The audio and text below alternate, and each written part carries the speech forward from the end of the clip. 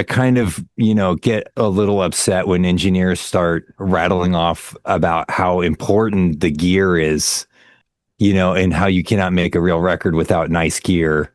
Because I think that's sort of an elitist thing that bands are kind of get thrown at them to sort of separate and hold bands down from making records.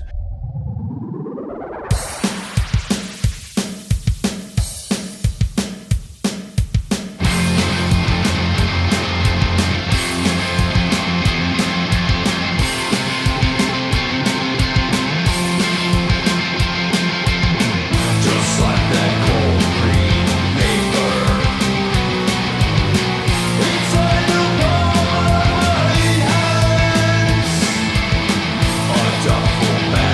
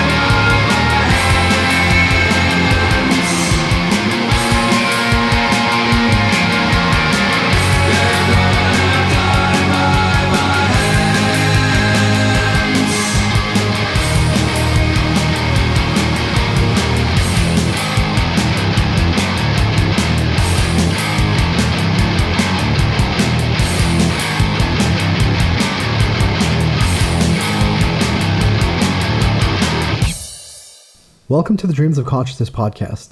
If you'd be so kind, would you mind introducing yourself? Yes, I'm Greg Wilkinson with Shrink Wrap Killers, among other things.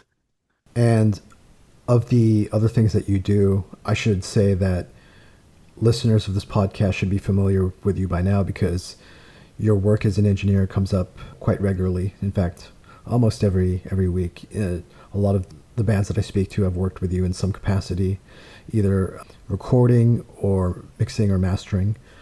We're mostly going to focus on Shrink Wrap Killers today, but how do you describe your studio work? Do you call yourself a producer? Do you refer to yourself as an engineer? I feel like it depends on which hat I'm wearing, right? Every band's kind of looking for something different, but usually I take a production role, of some kind of a producer. But I honestly started out more as an engineer and refuted the producer role. But I started realizing that bands actually kind of wanted a producer to help out sometimes. So certain bands I'm the producer for, and some of them I'm more of just an engineer translating their desires, if that makes sense. Sure. In your role as a producer, how involved are you in the finished product? Do you look to shape a band's sound? Do you look to just capture how they sound live? What would you say your role is in getting what the band does to what someone like myself as a listener experiences? I feel like, yeah, I feel like a lot of it, I do have a specific sound. I think every engineer kind of does, and so I feel like I'm trying to capture a band and then it kind of does go through my sounds filter. And so in that sense, I feel like most times bands are coming to me because they know my work and know what kind of work I do rather than just needing to find some guy on the street to record their stuff. So I do feel like I do have a certain aesthetic or thing that I'm going to go for when I capture the band. I won't really know until I hear the band. And sometimes my job is to try to find, the strong points in a band's sound. So if, for example, the vocalist is phenomenal, and maybe their drummer is just there to hold it down, or something like that, the band's desires might be, hey, like let's feature the vocalist, and that kind of stuff, and I will extract the strongest parts out of the drumming stuff and showcase the vocals more, and focus the work there, and so I think that's every producer's role to do, kind of. You're trying to shine the brightest light on a band possible while you're capturing their craft. So yeah, I guess I do I do kind of bend a little bit, with the sound of the band to my will a little bit, so to speak. I've spoken to a few bands who've worked with engineers and look for engineers or producers who take on something of like a coaching role in terms of the performance aspect to get the best out of their performances. Is that something that you do as well? Absolutely. Absolutely. We will sometimes, to the chagrin of somebody, we'll do punch-ins and redo until we get what we want, because I do believe, crap in, crap out. Right. So I think performance is king. And similar with my production work is, before throwing a mic up to anything, I want to make sure something sounds good, right? So the drums need to be tuned. The cymbals need to not be cracked. The guitars need to be intonated. I want new strings and new heads and all that stuff within reason on all these instruments before I even throw a mic up to something. This way, we're focusing most of our time on the performance and not, walking back and forth, moving mics, changing mics to only find out that the strings are a year old on a guitar, or, the drum heads are soup bowls. Right, right. So, I find that probably the most, laborious part in a recording session for some people is the fact that, there is a lot of cleaning up. The reason why I like to do that is because I think that there's a soul in these songs that people are recording. And if I were to just edit, which I could just edit everything, every single bar to just be fantastic and, quantized and perfect. But I don't think that's what the bands want that come to me, and I definitely don't want to do that. I feel like I can hear that when I listen to music when things are too clean. So therefore, I would rather somebody play to the best of their ability and have a few mistakes on the recording than them, just play kind of okay and then I just clean it up digitally Right. and stuff. So that I do write people on performances, absolutely, as well as I will suggest if the band is open to suggestions, I will suggest, secondary, auxiliary guitar ideas or changing bass parts or drum parts to fit the part better and these kind of things, which this is where I do wear my producer hats when I work with bands that are open to suggestions or maybe newer and seeking some guidance and stuff, and that way you're getting the best performance that way. Yeah. It's interesting. I spoke to Scott Burns a few years ago, and he said something very similar to you, which is, make sure that the strings are new, make sure that the kit is top notch, and you're using a new kit. You're not using, an old beaten up kit. And it was kind of a surprise to me because I was expecting a lot of like very esoteric studio talk about like compression and stuff like that, as far as what went into making those records. And it sounds like it really just comes down to make sure that the performances are as tight as they can be, make sure the band is as well rehearsed as they can be, and make sure that the instruments are, as new, or at least as fresh as they can be. Yes, yeah. And also make sure there's soul in the music. And so that does sometimes entail, actually playing the parts, correctly. So, or changing your part to fit better. Because sometimes somebody will find them be guilty. I've been guilty of writing something that's just a little beyond my wheelhouse and not be able to get a clean take of it.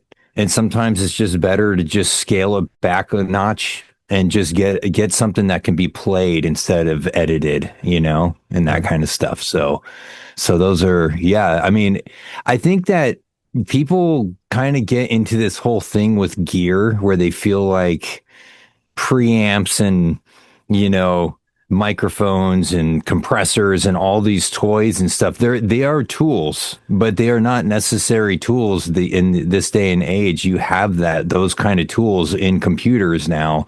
It's more about capturing the actual music, because there's been plenty of platinum records and stuff that have been made. I mean, there's been stuff people have made on like laptops and no hardware whatsoever, and an SM57 and stuff. There's been records out there that have done that kind of stuff. So, I mean, I think there one time like the Gorillaz made an album on an iPad exclusively Yeah. and stuff. So you can get away with doing major label stuff without all those toys and stuff. And so it does. Sometimes I do. I don't necessarily roll my eyes, but sometimes I kind of, get a little upset when engineers start rattling off about how important the gear is, and how you cannot make a real record without nice gear, because I think that's sort of an elitist thing that bands are kind of get thrown at them to sort of separate and hold bands down from making records, because they're like, oh, I've got to raise, $15,000 to go record this record right, Yeah. and stuff. And so, anyways, I could go on about that forever, but that's not that's not what we're here for. Well, I do want to ask you just a few more questions about your work as an engineer. Sure. Won't take too much more of your time about this, but I'm somebody who grew up on this stuff in the '90s when you kind of had to guess what the band was playing. You know what I mean? Like there was a lot Yes. of like murky recordings, and starting in the early 2000s, you started hearing a lot more clarity, a lot more definition. Suddenly you could hear like every tom roll, every cymbal fill, and the records have only been getting better in that sense. I mean, people will have and will argue with me about whether or not that type of recording is better than the stuff that I grew up 30 years ago. Yes. But in terms of the level of clarity and definition that you're hearing from modern recordings, is that just because of modern studio techniques? Is it just because everything is being done digitally? Is it triggers? What's been the big difference? I think it's actually there's this like synergistic effect that is happening. The gear has been getting better and clearer as part of it.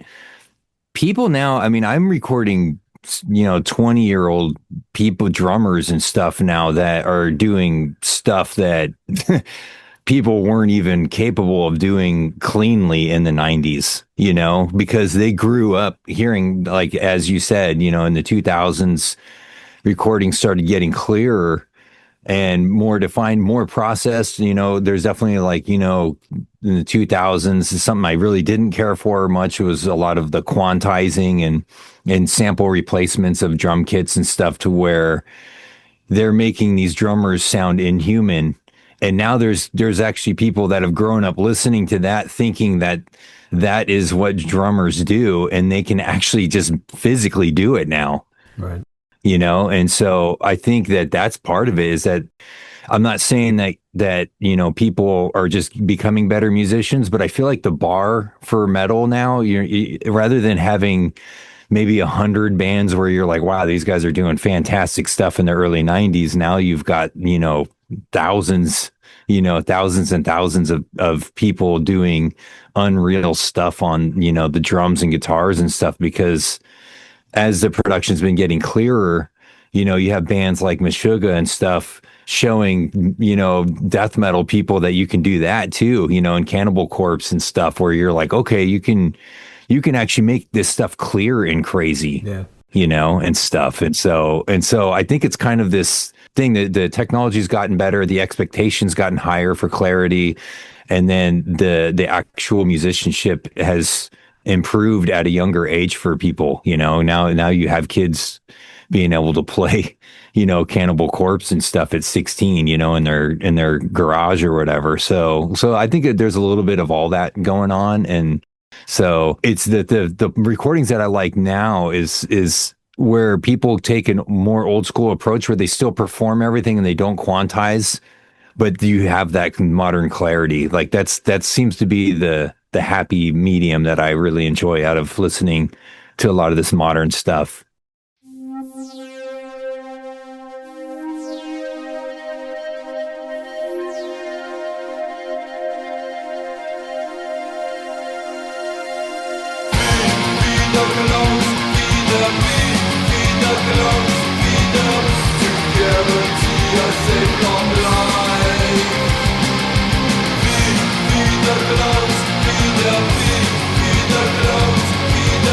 Ignore this me and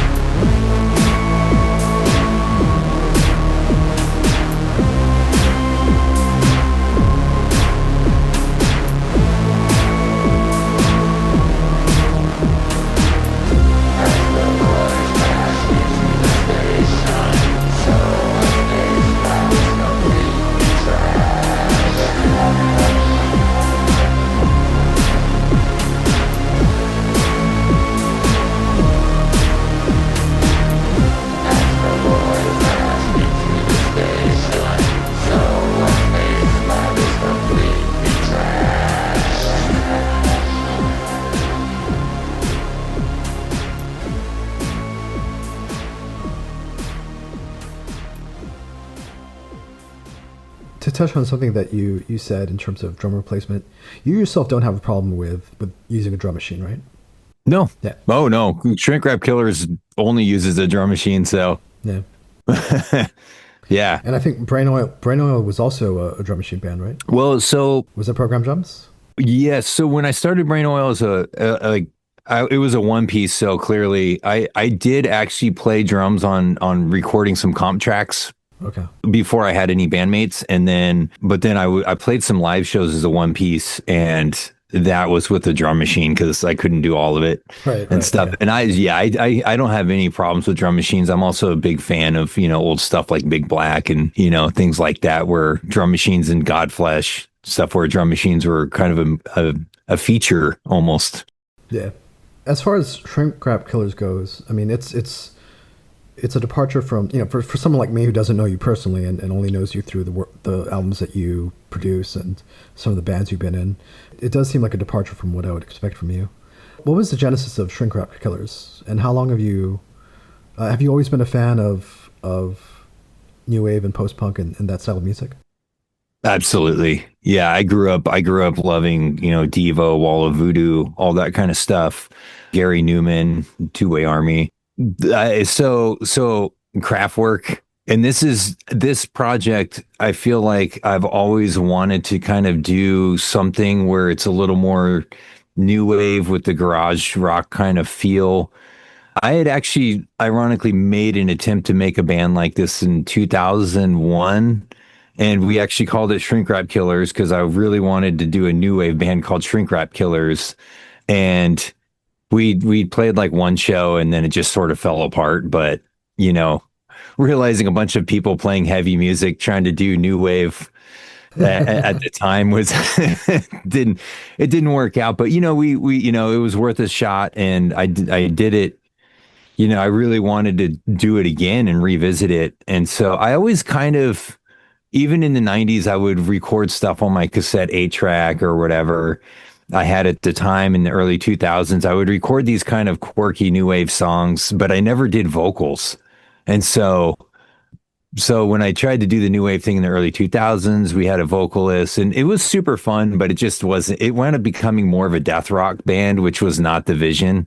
And so we just sort of disbanded it right away. It was like, this isn't what we're trying to do, And so, yeah, I've always wanted to do it. And so around 2017 or 18, I can't remember which year it was, but I was all, I'm gonna blow off some steam. I'm gonna make some new wave songs and see what happens.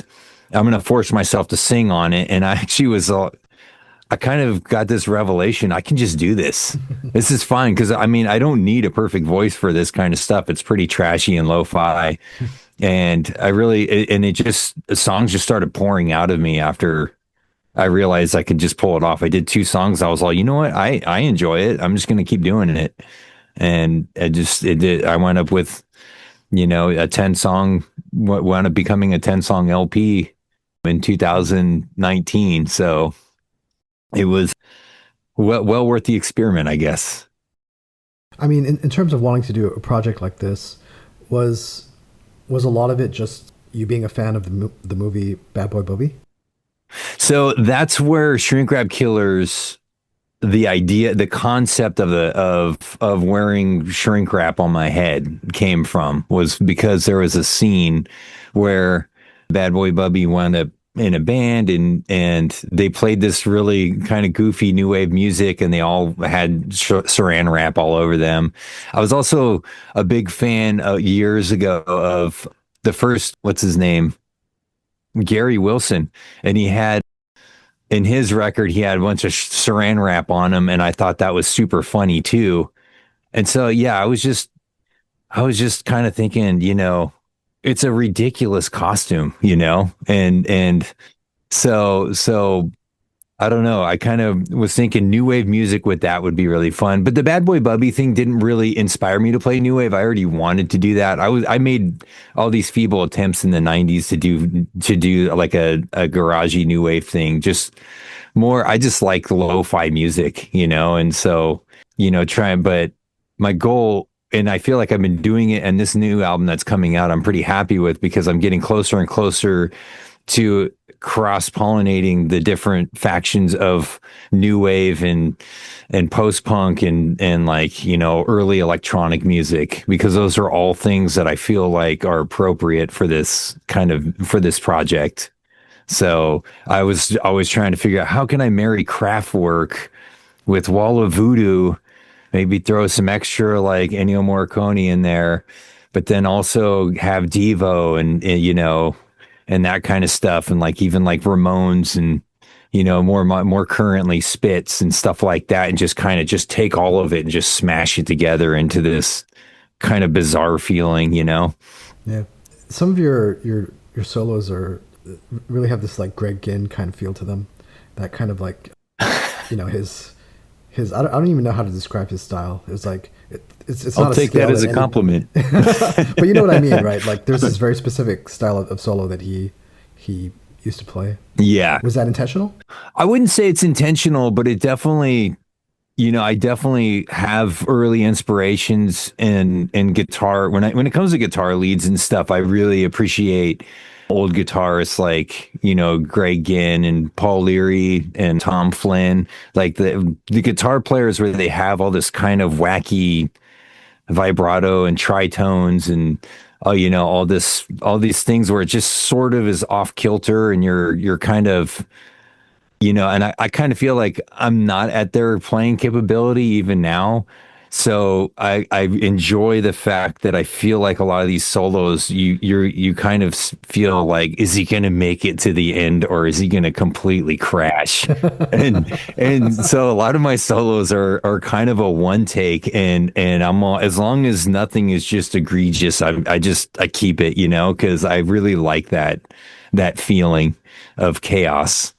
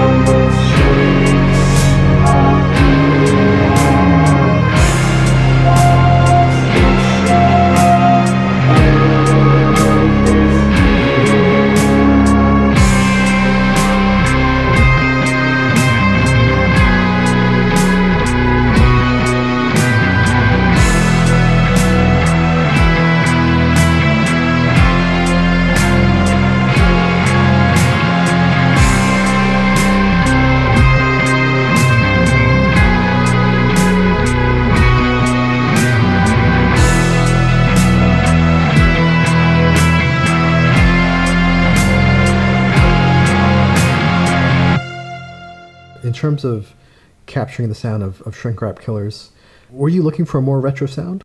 Oh yeah. Any specific era or any specific recording style that you were trying to emulate? Nothing super premeditated, but I definitely, growing up, as much as appreciated metal and punk and all these different genres, the thing that's cool about all those, and then as well as new wave and stuff, is a lot in the genesis of those genres, everything was kind of lo-fi and very heartfelt and made real quick. And so I kind of had this thing with Shrink Wrap Killers. I don't want to spend all this time setting up guitar amps, getting tones and all that stuff. So my concept is to try to make a song in a couple hours and just let it flow out. And so you can only imagine how many half songs are sitting in the garbage can now, in doing that. But surprisingly, a lot of them actually get to see the end of, get to like actually be decorated with vocals and get released. And so I think that's about as retro as far as mentality is that I wanted to just kind of capture the moment and not spend too much time on the sound, the quality of it. Otherwise, it'll probably just feel like it turns into a pop band, Right. And so, but I appreciate that's that, the like, interesting thing. Go ahead. No, sorry, I'm sorry to interrupt you, but that's the interesting thing about a lot of those bands is, we kind of think of them as being these very raw, very, in your face kind of bands, but we didn't really know, in the late 70s, early 80s, what they wanted to sound like. Like Yes. if you gave some of those bands a larger budget, maybe they all would have ended up sounding like, the Scorpions or Right. AC/DC. You know what I mean? They might have wanted like a big arena rock kind of sound. I don't know. What I was actually gonna reference. One thing I really appreciated is that Devo reissuing all those demos they did of things that wound up becoming re-recorded on, like starting with "Are We Not Men" and all the way through "Duty Now, Duty Through the Future." I think even "Freedom of Choice" might have had some songs that showed up in. They did a Superior Viaduct did a reissue of LPs and it's like 2 LPs long, just full of demo tracks. And I really appreciated that they released those, because hearing those songs in that light, some of those songs are kind of sound better, and the primitive really, because it sounded like they just recorded it on like a reel to reel, 1/4 inch 4-track or something, and they ping pong tracks, meaning they would take like 3 tracks and dump them onto one and then just layer on it. And so things are like really kind of lo-fi feeling. And I really appreciated that, because I felt like those demos kind of captured Devo's ideas for songs. And I do think kind of subconsciously with Shrink Wrap Killers, that would be a point of inspiration for shooting out for a lo-fi kind of sound. So the new Shrink Wrap Killers album is called Feed the Clones. Part 2. Part 2. Part 2. Feed the Clones Part 2. Yes. And by the time people hear this episode, it'll be out through Carbonized Records. Greg, please tell everyone how they can order the album. What's the best way to get it? Yeah, there's two ways I would point you. You could either go straight to Shrink Wrap Killers Bandcamp page. Just type it's all one word, Shrink Wrap Killers. And the Bandcamp page, I have it in the merch area, or you can just click on the album. As well as you can go to carbonizedrecords.com, and they have links he also does international and everything. So whatever country you're in, you can get a copy. And yeah, that's about it. And does all the merch go through the Bandcamp page? For Carbonized, or for me, for Shrink Wrap Killers. Yeah. For me, it's all through my Bandcamp. So okay. Yeah, no other websites or anything necessary. And if people want to follow you personally or Shrink Wrap Killers as a band, what's the best way to do that? I would say Instagram. I've got Shrink Wrap Killers as my account handle. And I also have a YouTube account, which is also ironically Shrink Wrap Killers is my page. That's where I post. I do enjoy making music videos, so I've got a plethora of different music videos there you can check out. and stuff, both on YouTube and Instagram. Sometimes hates my music videos, so not all of them make it on. They get pulled down. I don't know why. So yeah, if you want to see some music videos, I would go to my YouTube. If you want to just see some amazing pictures of me holding instruments and records and stuff, you can go to my Instagram account, and I'll keep you updated on whatever's happening. Very cool. Thank you so much, Greg. All right, thank you.